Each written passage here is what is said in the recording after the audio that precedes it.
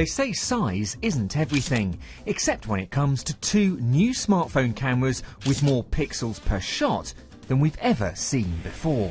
First up, the Nokia Lumia 1020 that sports a massive 41 megapixel camera.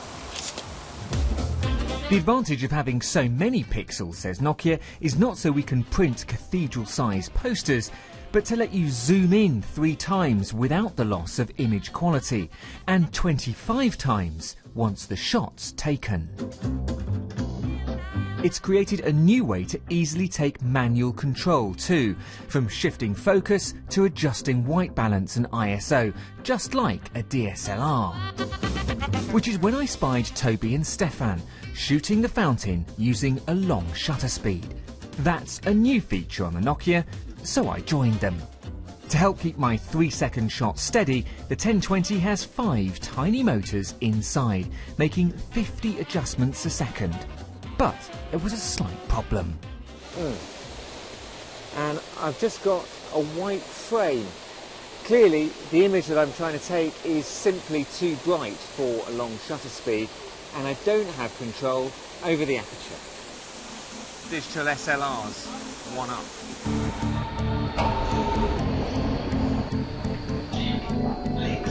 Now, this monster only sports a paltry 20 megapixel sensor, but it's got a few tricks up its sleeve as well. Together with the Z1, Sony has released 2 new clip-on lenses. The QX10 pairs with the handset when you touch the NFC symbols on each device together. So now I look like a proper photographer. The lens offers 10 times optical zoom and has its own dedicated shutter and zoom controls. Cleverly, it saves on the handset's storage space by popping a big 18 megapixel image onto its own SD card, sending a smaller 2 megapixel version to the phone for sharing. Because the lens is essentially a camera in itself, we only use the phone to see what it can see, so we can move the lens up to 10 meters away from the handset and use the Wi-Fi connection to get some really interesting angles. Even on its own, the Z1 seems as good as a compact, with some natty features, when the software behaves itself. In time burst mode, from the moment you start the camera, the sensor begins saving images.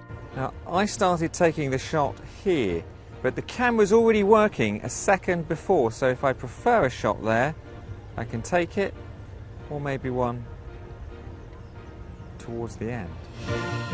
The camera also identifies movement before the shot's taken to set the shutter at a faster speed for what it claims are blurless images. And that's the result. I don't think he's happy. At the end of the day, both cameras managed to do a pretty good job. The Z1 on the left lets in more light with its wide f2 aperture, while the Nokia on the right merges information from 7 pixels to create 1, resulting in a smaller but brighter, more colourful low-light image. It's not all about the number of pixels, say Sony and Nokia, but they're certainly helping to redefine what a smartphone camera can now do.